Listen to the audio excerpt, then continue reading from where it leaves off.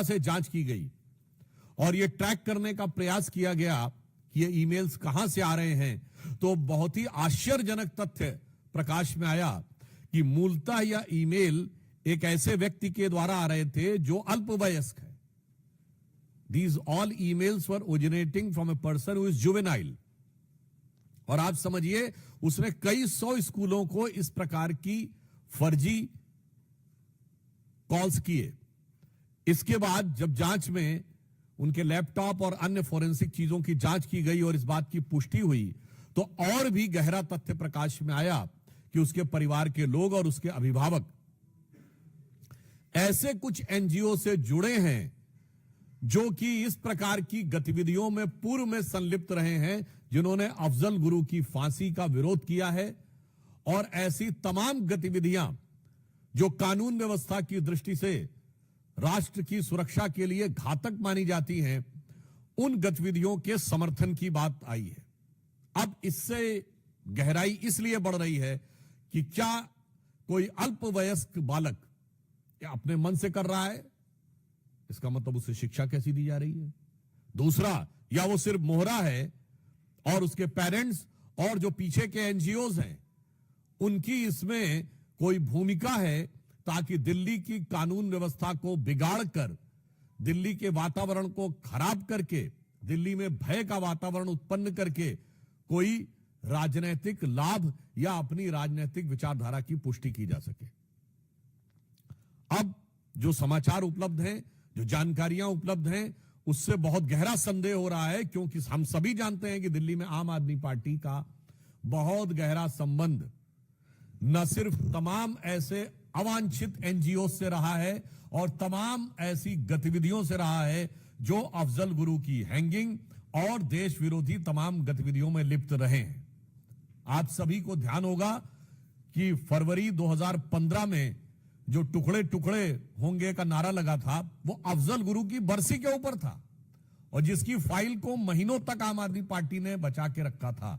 इसलिए अब यह रहस्य गहरा रहा है कि वो एनजीओ कौन है, वो एनजीओ के लोग कौन हैं, उनका आम आदमी पार्टी से कोई संबंध है क्या। क्योंकि यह बात हम ऐसे हवा में नहीं कह रहे हैं। आम आदमी पार्टी की मुख्यमंत्री आतिशी मरलेना जी के दोनों पेरेंट्स ने अफजल गुरु की क्लीमेंसी के पिटीशन का समर्थन किया था, तो यह बात सीधे संबंध जुड़ता हुआ दिखाई पड़ रहा है।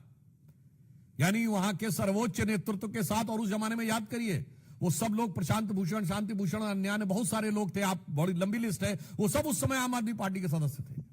यानी आम आदमी पार्टी का एक संगठन के रूप में उनके साथ संबंध बहुत साफ दिखाई पड़ रहा था। तो अब ऐसी जानकारी लगती है और यह ऐसा ही गहरा संदेह आता है, जो पुष्ट होता हुआ नजर आता है कि क्या इस चीज में आम आदमी पार्टी का या उनसे जुड़े एनजीओ का कोई संबंध है। केजरीवाल जी आकर तमाम बार अनाप शनाप बातें, अनर्गल मिथ्या बातें कर जाते हैं। आज उनसे मैं साफ साफ शब्दों में पूछना चाहता हूं कि आम आदमी पार्टी आकर स्पष्ट करे कि ये जो भयानक और खतरनाक तथ्य उभर के सामने आया है, इसके पीछे जो मैकेनिज्म नजर आ रहा है, चूंकि उन लोगों का सीधे वैचारिक सामने आपसे नजर आ रहा है, तो आपसे उनका क्या संबंध है, आपको सीधे आकर स्पष्ट करना चाहिए दो टूक शब्दों में।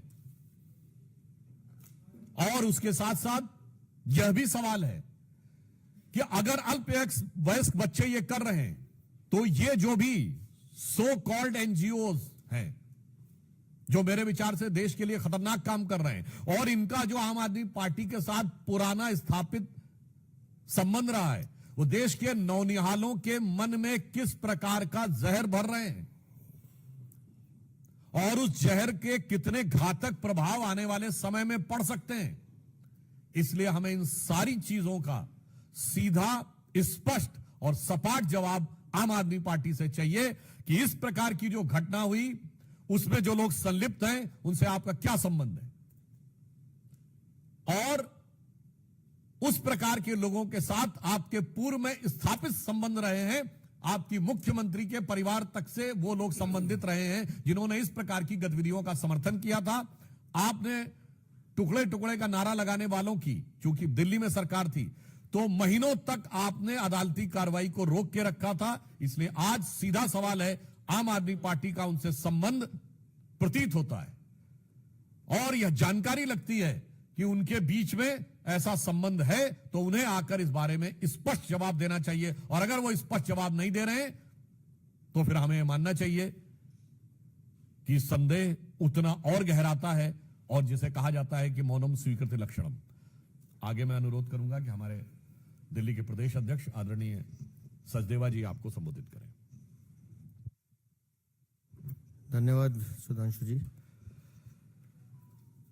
मित्रों, ये संयोग नहीं है। दिल्ली में जब जब विधानसभा चुनाव होने लगते हैं, उससे पहले दंगे का माहौल बनाना और दिल्ली को डराने और दहलाने की कोशिश करना। उत्तर पूर्वी का दंगा हम भूले नहीं हैं, शाहीन बाग हम भूले नहीं हैं, और अब जब जमीन खिसक रही है, आज जो जांच दिल्ली पुलिस की वक्तव्य से पता चलता है,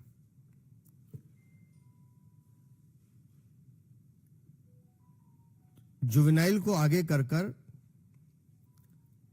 जिस एनजीओ का नाम सामने आ रहा है और जो संबंध अफजल गुरु से मिलता हुआ दिखाई दे रहा है, मुझे ये कहने में कोई संकोच नहीं है कि कहीं ना कहीं अरविंद केजरीवाल, आम आदमी पार्टी कहीं ना कहीं इसके घेरे में है और इसके पीछे के कारण हैं। मैं बार बार कहता हूं कि दिल्ली में अवैध रोहिंग्या बांग्लादेशी बसाने का काम अरविंद केजरीवाल खुद करते हैं।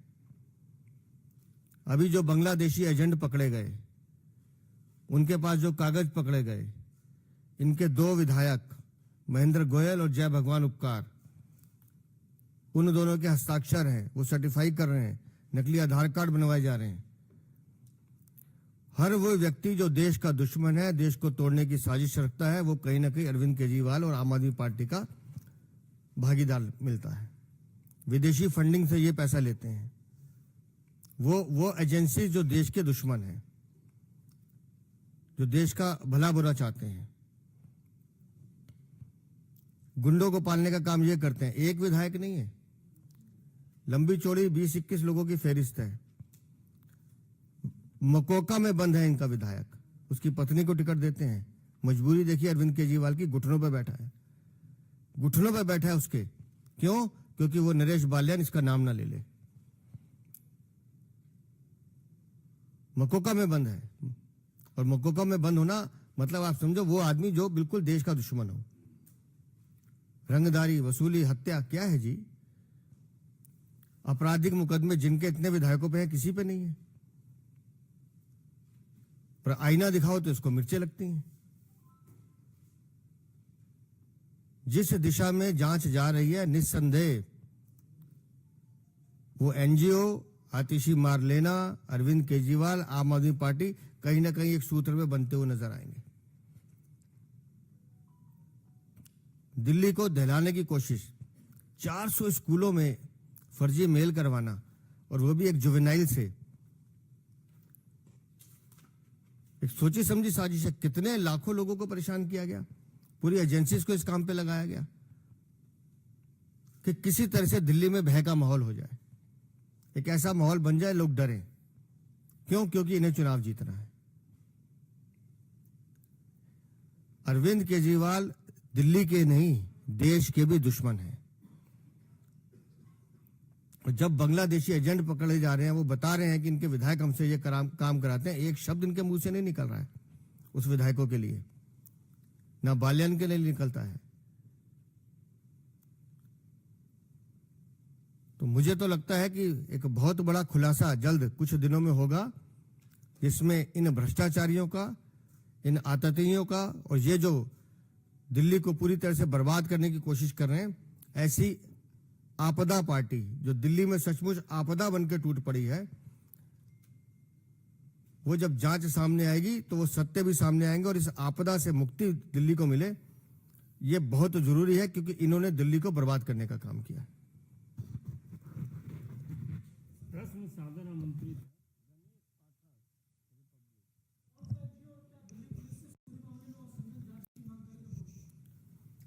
देखिए, पुलिस पूरी तत्परता के साथ और सतर्कता के साथ जांच कर रही है। वो है टेक्निकल और लीगल एस्पेक्ट। आज सवाल मॉरल और पॉलिटिकल है। आम आदमी पार्टी को इसका नैतिक और राजनैतिक जवाब देना चाहिए।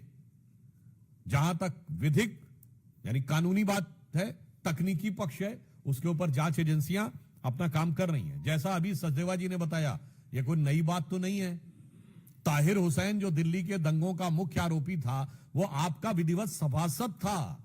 सोचिए कितनी बड़ी आपदा है ये लोग। मनीष सिसोदिया जी की बाइट अवेलेबल है, शाहीन बाग मेरे दिल में है। जामिया के बाहर जो हुआ था, याद करिए, उसमें जो एक भरकर एक टेम्पो में पत्थर वगैरह आए थे, उसमें अमानतुल्लाह खां का नाम आया था। तो ये कोई नई बात नहीं। और मैं पुनः कह रहा हूं, भारत तेरे टुकड़े होंगे का जो जेएनयू में नारा लगा था फरवरी 2015, उसमें सब यही एनजीओ लॉबी वाले शामिल थे। और वो अफजल की बरसी पर था। आप में से बहुत से लोग भूल गए होंगे कि वो ओकेजन क्या था। और उसकी कार्रवाई कोर्ट में ना होने पाए, महीनों तक फाइल दबा के रखी थी आम आदमी पार्टी की सरकार ने। और जैसा बताया उन्होंने कि उनके विधायक माफियाओं से भी बात करते हुए मिले हैं। और वो भी जानकारी मीडिया में आई है कि बांग्लादेशी घुसपैठियों के बारे में जांच के लिए शायद आज ही उनके विधायक मोहिंदर गोयल जी के से पूछताछ भी की गई है। तो अब यह साफ दर्शा रहा है कि ये दिल्ली की सुरक्षा और व्यवस्था के लिए भी आपदा बनते हुए दिखाई पड़ रहे हैं। यतीम टीवी